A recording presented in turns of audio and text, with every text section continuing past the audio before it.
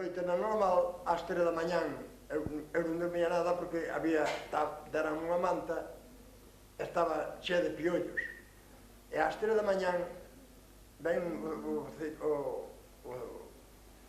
que andaba o centinela que estaba de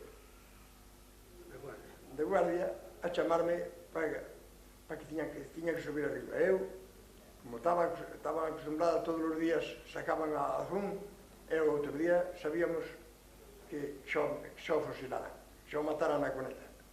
Eu non me quixen levantar, non me quería levantar.